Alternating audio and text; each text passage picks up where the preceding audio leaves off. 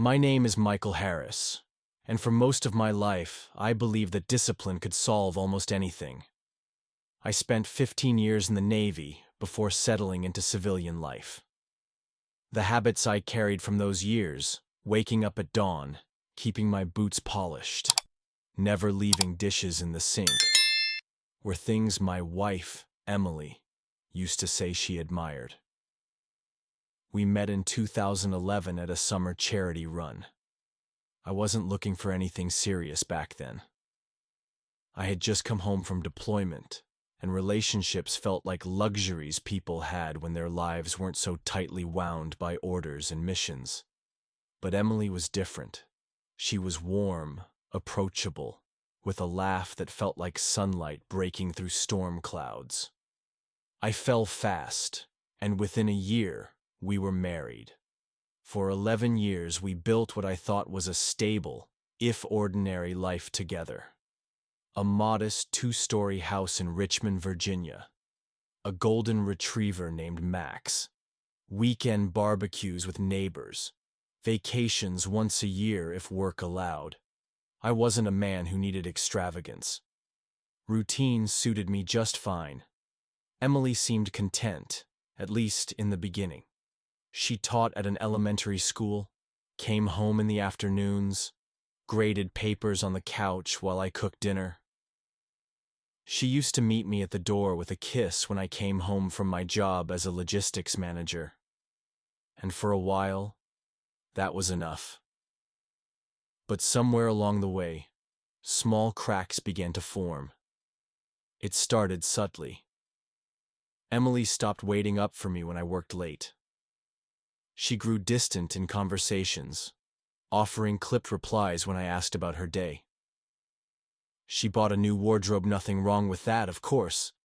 But the style was different, sharper, more revealing, the kind of thing she never used to wear. When she joined a fitness studio downtown, she said it was about self-care. I believed her. I wanted to believe her. But I noticed how she started guarding her phone like it contained state secrets. Her laughter, once easy and free, sounded rehearsed when she took calls in the other room. Still, I didn't press. My years in the Navy taught me patience, taught me to observe before acting. I convinced myself it was just a phase, a rough patch every couple goes through. Then came the email. I was at the office one Friday morning, buried in shipping schedules, when a notification popped up on my laptop. The subject line read, "It's time we face the truth." It was from Emily. My chest tightened as I clicked it open. The message was short, 3 sentences that landed like hammer blows. "Michael, I've filed for divorce. I've already moved out. Please don't make this harder than it needs to be." That was it. No explanation, no apology. Just a digital severing of 11 years. I sat there staring at the words, the hum of the office fading into silence. My first instinct wasn't anger. It wasn't even sadness. It was clarity. Something inside me shifted like a switch flipping. I didn't slam the laptop shut or storm out of the building. Instead, I breathed in, counted to 10, and thought, so this is the path we're taking. That night, when I got home, the house felt different, half empty. Emily's clothes were gone from the closet. Her framed photos of us had vanished from the living room walls. Even Max, our dog, wasn't there. She had taken him too. I walked through the rooms in silence, noticing the small absences, the coffee mug she always used, the perfume bottles on the bathroom counter, the ring-shaped mark on her nightstand where she used to place her water glass before bed. But the absence that struck me hardest was her voice. For 11 years, there had always been someone else breathing life into this house. And now, there was only me. The next morning, I found a letter from the bank slipped under the front door. It wasn't addressed to me directly, just to the homeowner. Curious, I tore it open. Inside was a congratulatory note for a mortgage refinance approval. Except I hadn't applied for a refinance. I read the letter twice, my stomach turning cold. The numbers listed, a massive withdrawal of equity, were shocking. And at the bottom, next to the approval stamp, was a signature that was supposed to be mine. It wasn't. The lines were sloppy, the middle initial wrong. Whoever had signed it thought they were clever. But to me it was obvious. Emily. For the first time since that email, I felt something darker stir inside me. Not grief, not heartbreak, but betrayal edged with steel. 11 years of marriage, and she'd walked out with a 3-sentence email. But forging my name, using our home, the one I had bought with my Navy benefits, as collateral for something I didn't authorize, that wasn't just betrayal. That was war. I sat at the kitchen table, the refinance letter trembling in my hand. Memories flickered through my mind, her sudden late nights, the new clothes, the secretive calls. Pieces began to align into a picture I didn't want to see but could no longer ignore. Emily hadn't just left me. She was planning something bigger, something that involved stripping me of everything I had worked for. And if there's one thing the Navy taught me, it's this. I don't start fights, but I finish them. That was the moment I decided. I wouldn't confront Emily right away. I wouldn't yell, beg, or demand answers. Number I would observe. I would gather. And when the time came, I would strike with precision. For 11 years, Emily thought I was predictable, steady, boring even. She forgot the discipline that had shaped me, the patience, the strategy. She thought she could dismantle my life piece by piece without resistance. She was wrong. The night after finding the refinance letter, I didn't sleep. I sat at the kitchen table with a pot of coffee, staring at the paper as though it would rewrite itself. I had signed hundreds of documents during my Navy years. Deployment orders, housing contracts, security clearances. My signature was second nature, the steady print of a man used to paperwork. The one on this loan document? Sloppy, rushed. The H in Harris bent like a drunk sailor's walk. It wasn't me, but it was meant to look like me. The next morning, I called David Chen, a Navy buddy who had since become a lawyer in Washington. He answered on the second ring. "Mike Harris," he said, his voice warm with familiarity. "Haven't heard from you in a while. What's up?" I didn't waste words. I told him about Emily, about the divorce email, and finally about the refinance letter. There was a pause on the other end. Then David said, "Bring me everything. Today." By noon, I was sitting in his office, a folder of documents spread across his desk. David adjusted his glasses, studying the letter like it was a classified briefing.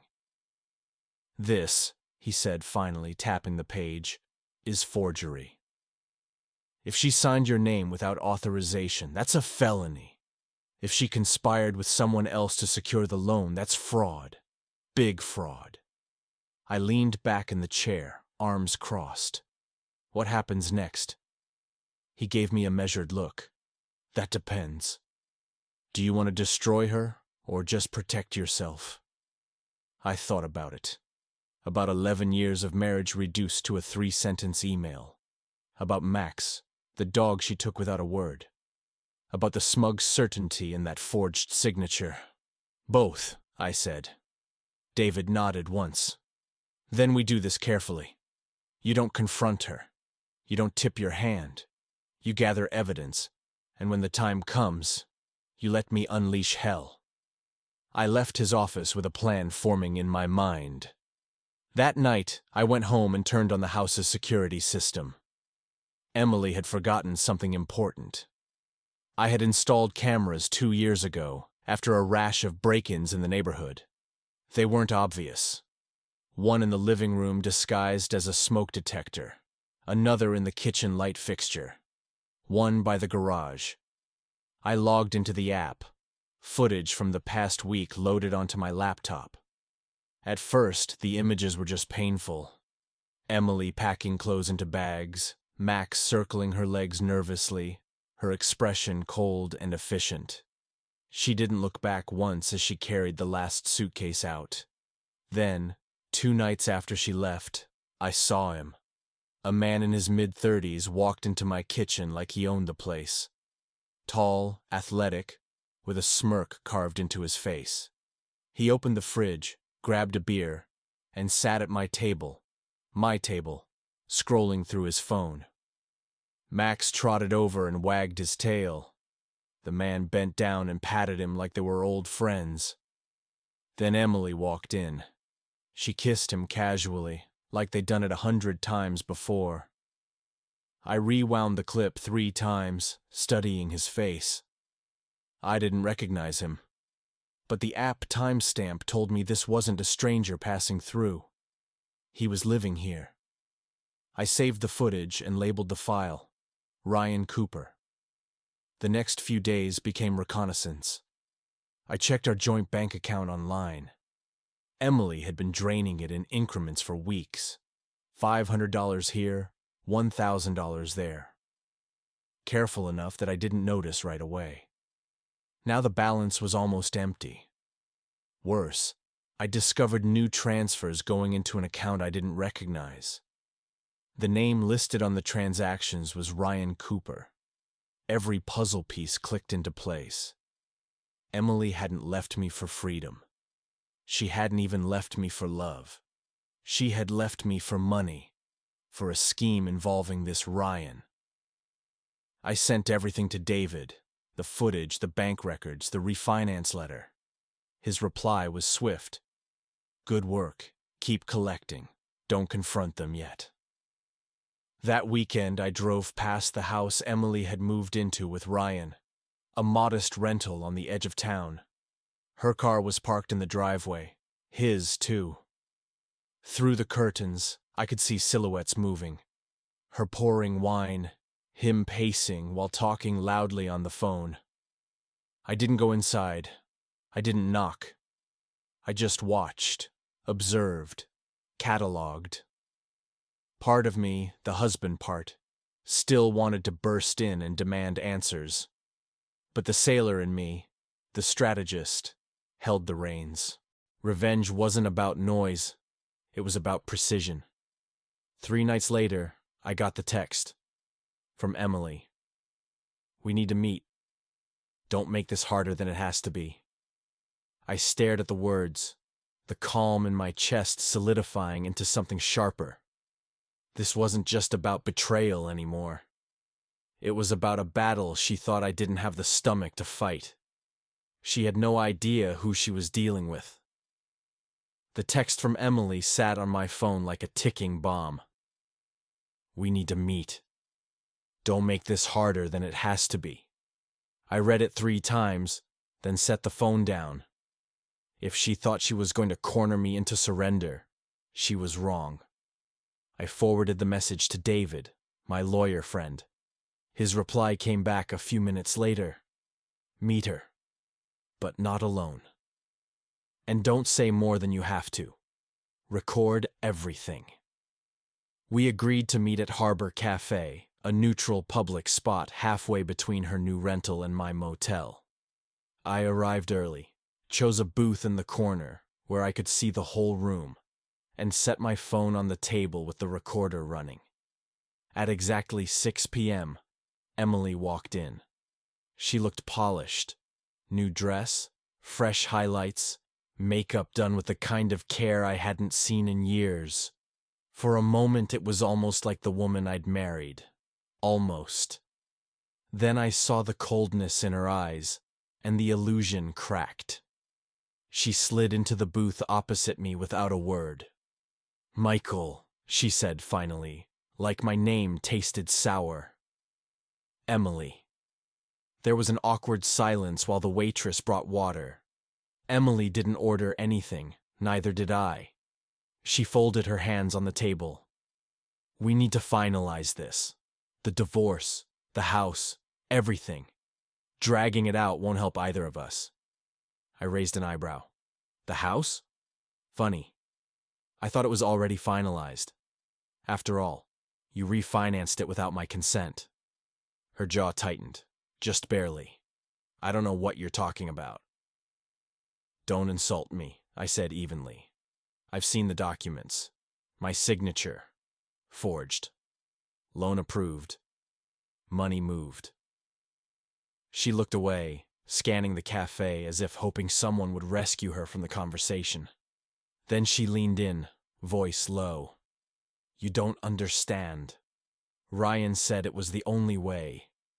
We were drowning in debt, the mortgage, the bills. I cut her off. We weren't drowning. I was deployed. My salary covers the mortgage and then some. You weren't drowning. You were planning. Emily's lips parted, but she didn't answer. Tell me something, I said, my tone calm but sharp as glass. Did you think I wouldn't notice? That I wouldn't check the bank accounts? That I wouldn't recognize a forgery of my own name? Her composure cracked for the first time. She exhaled slowly, eyes flickering with something between fear and defiance. Ryan said you'd roll over, she admitted. That you'd take a settlement and move on. That you cared more about the Navy than about fighting me. There it was. The truth. She hadn't just betrayed me. She had underestimated me. I leaned forward. Emily, you've made a mistake. A big one. You got in over your head with Ryan, and now you're both exposed. Her face hardened again. You think you can scare me? You think anyone will believe you over me? You're gone half the year. You weren't here. You don't know anything. I smiled coldly. That's where you're wrong. I know everything. I slid my phone across the table.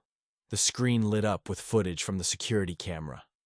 Ryan, standing in my living room, talking on the phone about selling the house. Emily, laughing in the kitchen. The two of them discussing money transfers. Her eyes widened as the reality sank in. She hadn't even remembered the cameras. You... She stopped, glancing around, lowering her voice. You can't use that. Already did, I said. My lawyer has copies. The FBI has copies. This isn't just divorce anymore, Emily. This is fraud, conspiracy, federal crimes tied to a VA-backed loan. Her face went pale.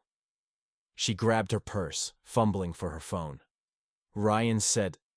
Ryan lied, I interrupted. That's what con men do. He's done this before. You're not the first. You just didn't realize you were a pawn in something much bigger. She froze, phone halfway out of her bag. What do you mean?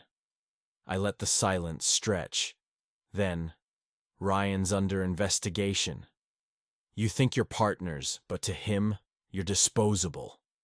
When this blows up, he'll throw you under the bus without hesitation. Question is, do you want to go down with him? Her hand shook as she slid the phone back into her purse. For the first time, she looked genuinely afraid. I leaned back, crossing my arms. Here's what's going to happen. You're going to cooperate. You're going to sign over your claim to the house, return every cent you took, and confess to forging my name. In exchange, I won't press further. But if you try to fight me, Emily, then I make sure you and Ryan share a cell block. Tears welled in her eyes. Not sadness. Fear. Michael, she whispered. You don't understand. Ryan isn't just... He's dangerous. If he finds out I talk to you, then you'd better decide fast whose side you're on. I stood, sliding my phone back into my pocket. Enjoy your dinner. And with that, I walked out of the cafe, leaving her trembling in the booth. That night, David called. She's cracking, I told him. Good. Let her sweat. We've got more than enough to nail Ryan, but if she flips, it'll make our case bulletproof. I poured myself a glass of bourbon, staring out at the dark waters of the harbor. For the first time in months, I felt the tide turning. Emily had played her part. Ryan had played his. Now it was my move. The trap was set. The morning after the cafe meeting, I woke up to a string of missed calls from Emily. No voicemails, just her name flashing on the screen over and over, as if desperation could break through my silence. I didn't call back. Instead, I forwarded the call log to David. His reply came within minutes. "She's panicking. Good. Keep her twisting. We'll move soon." By the end of the week, David had arranged a meeting with a federal contact from the Department of Housing and Urban Development. The evidence we'd gathered, the forged refinance, the video footage, the bank transfers, all pointed to a coordinated scheme. And Ryan Cooper wasn't a stranger to them.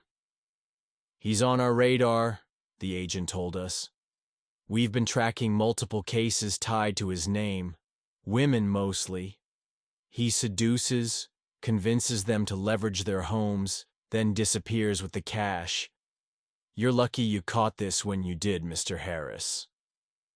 "Lucky," I said flatly, though nothing about the past weeks felt like luck. The agent leaned forward. "With your cooperation, we can take him down, but we'll need you to stay quiet while we build the net." That was fine by me. Patience was a sailor's weapon. Meanwhile, Emily's tone shifted from defiant to pleading. One night she showed up at my motel door, eyes red, hands trembling. "Michael, please," she whispered, glancing over her shoulder as if Ryan might materialize from the shadows. "He's losing control. He talks about draining more accounts, leaving the country. If you don't stop him—" I cut her off. "You had a choice, Emily. You chose him." Her tears spilled over. I didn't know what he really was. I thought he loved me. I thought— Her voice broke. I thought I was escaping a boring life. Her words were a knife, but I didn't flinch. "And instead you walked into a trap of your own making." She dropped her gaze, shoulders sagging. For a moment I almost saw the woman I'd married. Almost. "Help me, Michael," she whispered. "Please." I studied her for a long moment, then said, "The only way I help you is if you testify. You tell the truth. Every lie, every forged signature, every transfer. You give him up." She nodded, defeated. That was all I needed. 2 weeks later, the net closed. The FBI staged a quiet operation, using Emily's cooperation to lure Ryan into a meeting at a downtown bank. He walked in cocky, wearing a tailored suit, flashing that same smirk I'd seen on the footage.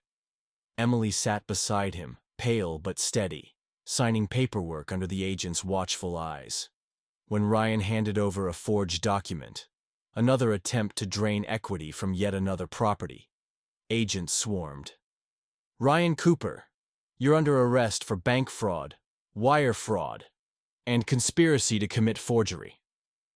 The look on his face, shock twisted into rage, was a picture I'll never forget. He turned on Emily instantly, hissing through clenched teeth. "You set me up." She flinched, but held her ground. As they cuffed him, he shouted threats, promises of revenge, curses that echoed through the marble lobby. But none of it mattered anymore. Ryan Cooper's game was over. The fallout was swift. With Emily's testimony and the mountain of evidence, prosecutors built a case so airtight, Ryan never saw daylight again. He was sentenced to 15 years in federal prison. Emily didn't escape unscathed. She avoided prison time by cooperating, but the court stripped her of any claim to our house and froze her accounts to repay the stolen funds. She walked away with nothing but debt and regret. As for me, I kept the house. I reclaimed Max, who wagged his tail furiously when I brought him home. The silence that once felt suffocating now felt like peace. One evening, months later, I stood on the back porch with Max at my feet, watching the sun sink behind the trees. The chaos, the betrayal, the courtroom battles. It all felt like another life. Emily had tried to reach out a few times, letters mostly. Apologies, explanations, confessions of loneliness and foolishness. I didn't respond. Some doors, once closed, should stay closed. Ryan was where he belonged, behind bars. And me? I wasn't broken. Scarred, maybe. Wiser, definitely. But not broken. Because betrayal doesn't define you. What defines you is how you rise after. I've been asked since then why I didn't explode. Why I didn't rage, or lash out, or crumble under the weight of it all. The answer is simple. I was trained for storms. The Navy taught me patience, endurance, the art of holding steady when chaos rages around you. Emily thought I was predictable. Ryan thought I was weak. They were both wrong. Strength isn't always loud. Sometimes it's quiet, steady, relentless. And in the end, it was that steady strength that saved me. So if you're listening to this story, wondering what to do with betrayal, here's what I'll tell you. Don't rush. Don't panic. Don't let anger blind you. Observe. Prepare. And when the time is right, strike with precision. That's how you win.